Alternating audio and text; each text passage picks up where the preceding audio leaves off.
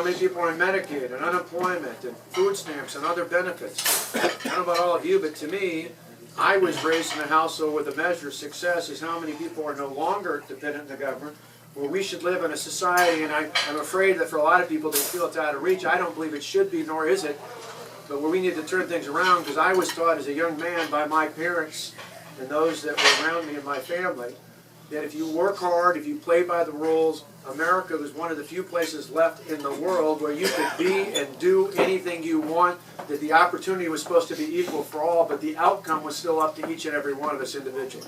That's the kind of America I want for my children. That's the kind of America I think not only my children, but your children, your grandchildren deserve. And that's why I'm at a point now where I look at what's happened in my state with my family over the last 4 years, and I just look at this and believe firmly that God doesn't let things happen by accident. That there was a reason we went through the battles we went through. There was a reason, not just in terms of winning elections, but with the threats and the abuse and the pressure, that we were tested. And I believe that there's a reason for that. And to me, I look at that, and part of what I've been trying to do is decipher that means that that's a calling. Because I say this only half joking. I told the media when they asked if I'm running for president, I said the closer I get to being in a position to run for president, the more I realize you got to be crazy if you want to be president of the United States. You look at their pictures before, you look at their pictures after, you look at what it does not just to them physically, but to their family and their close-knit circles of friends, and you realize no one who is sane should want to be the president of the United States. The only way you should run is if you feel called to do it. I know that I feel about this country and about our impact, not only here domestically, but in this world, the same way I felt years ago when I was worried about the future of my state for no other reason than the future of my children. I share that same concern again now, and I think it's one of those things where it's up to me and others around me that can help support us to figure out that calling going forward. And so one of the things we have specifically done, and we'll talk about all sorts of other things, we can talk about Israel and everything else here tonight in our discussion, but we have set up, unlike other campaigns, I'm a little unconventional. So instead of setting up a political action committee, a PAC, like most do to promote themselves and elect other candidates, we've set up what's called the 527. What's different about that is it allows us to focus on ideas.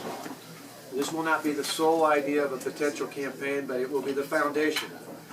I believe, as I look not only at my state, but I look at other states that have been successful over the past 4 years, particularly with common sense conservative leadership, is that we can replicate that. But the optimism I have for the future of this country is to get the power, in many cases the money, out of Washington.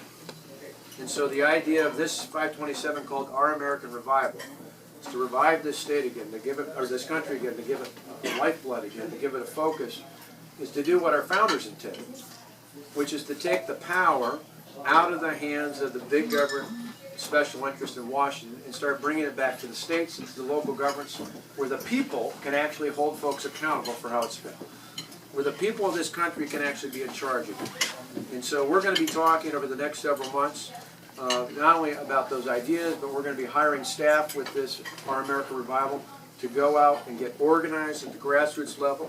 We think it's a compelling message as part of a larger plan that I think really, I think our next nominee should be talking about three things, and I'll end with this and then open to questions. This is a key part of it. I think it's simple, three things: growth, reform, and security. I'll spend a minute or two on each and then we'll open a question. When I look at the future of this country, I think there's endless opportunity. We should only be limited by how hard we want to work and the talents and skills that God has given us, not by this top-down approach from government that tends to smother entrepreneurship and enterprise and other things of that nature. And so to me, I think part of that is looking at saying we need to rein in, dramatically reduce, and put in place a lower, flatter, fairer tax that says we're going to put more money back in the hands of the American people, cut it at the individual level, take the employer tax that I think is an incredible burden and discouragement from investing here in America, reduce and eliminate, or even eliminate that, to bring American jobs back from overseas to where our fellow citizens be put back to work again, to rein in things like Obamacare, which has been abysmal, particularly for small businesses, and not just go back to where we were before, but go in the opposite direction towards a patient-centered, market-driven approach that allows us each to have skin in the game to make decisions that ultimately will control our lives and keep healthcare costs under control. To do things as simple as having, some of you heard me say this on Handy today, to have an all-of-the-above energy policy that allows us to be dependent here on our allies and ourselves on this continent, and not about parts of the world that really don't care for us much. And so it's also not only a domestic but a national security issue. All those things, reining in the EPA, other things like that, are part of growth and opportunity for everyone, for every person in this country to live their piece of the American dream. Secondly, reform, and that's the part I talked about with Our American Revival. We're laying the groundwork for that. And that is, I think you take things like health care and Medicaid, you take things like transportation infrastructure, you take things like education funding, and instead of sending $1 to Washington, which they skim off without any value added, money that gets stuck in Washington, and send it back to us as though we're grateful for sending it in the first place, I'd say keep that money in our states, in our local communities, where we can make better decisions about health care for those in need, where we can make better decisions about how to fix potholes in our streets, and we can definitely make better decisions about how to educate our sons and daughters than the bureaucrats in the federal government. I think that's the kind of reform that we need if we're going to take our country back. And finally, I just think it's simple. We need growth and opportunity. We need to reform and take the power away from Washington and put it in the hands of the hardworking people of this country. And finally, I just believe we need a more secure country. We need to worry about our security. As I just mentioned, the fact of the matter is we've got a president that's an appeaser. I think for all the talk about foreign policy experience, I believe today, in the last 35 years, Rabbi and I were talking a little bit about Reagan on the way in, but I believe the most significant foreign policy decision in the last 3.5 decades came from someone whose only experience in foreign policy was being a governor. Because the ultimate thing you do to be successful in foreign policy is lead. When Ronald Reagan in 1981 fired the air traffic controllers because they violated the law, that wasn't just a domestic issue. That sent a powerful message around the world. This guy was serious. He sent a message to our allies that he would stand with them.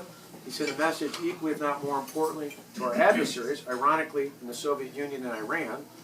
It's like a deja vu all over again, as Yogi Berra would have said, right? We're back at that again. But he sent a powerful message. This guy was to be taken seriously. That, combined with the upgrades in the Department of Defense, are amazing, because when you think about it, as tough and strong as Ronald Reagan was, Ronald Reagan's tenure as our president was one of the times in recent history we've had the least amount of military engagements. Why? I believe that people are afraid of you. If they take you seriously, they're not going to mess with you. I believe, in contrast, we've set a horrible precedent with this president. You draw a line in the sand with Syria, and you're not afraid to act on it. You've just guaranteed that every one of your foes is going to start messing with you again in the future. My boys are 19 and 20, but when they were young, Tonette and I had a pact that if one of us punished one of our children, the other one would never undermine that. One of our kids was grounded for the next 3 days because of something he did. He wasn't going to get a different answer from his other parent. Why? You all know as parents, because you do. They play one up and the other, and suddenly they don't take you seriously. We've done that on a much more critical basis with our foreign policy. And so I just think it's one of those where we need to have a strong leader in Washington that sends a message around the world that we're not going to wait for the fight to come to us. We're going to be prudent, and we're going to be reasonable, but we're going to be firm, and we're going to be steady. And we're going to re-exert that kind of strength and power that we've had in the past, not because we want to get engaged in combat, but because we don't. And if we do that effectively, I believe we will have a not only more secure and safe America, I believe we will have that for our allies, be it in Israel, or Britain, or Germany, or Japan, or elsewhere around the world. We need a once and for all leader who doesn't stand for appeasement. For all the talk about those who say, let's not get into World War III, they forget that World War II didn't start through somebody pushing power, they pushed through appeasement. We need to stand up and make sure that any of those who are bullies in the world know that there's leadership in this country that's not going to take it. And so I think we talk about growth, we talk about reform, we talk about security. I think those are the issues we should be talking about, not only in the respective presidential campaign, but we should be living by over the next few years from 2017 on, when I think there's no end to the good that we can do in this country. And so appreciate you giving me your ear for a few minutes. And Richard, if it's all right, we'll take some questions. Please. Sure.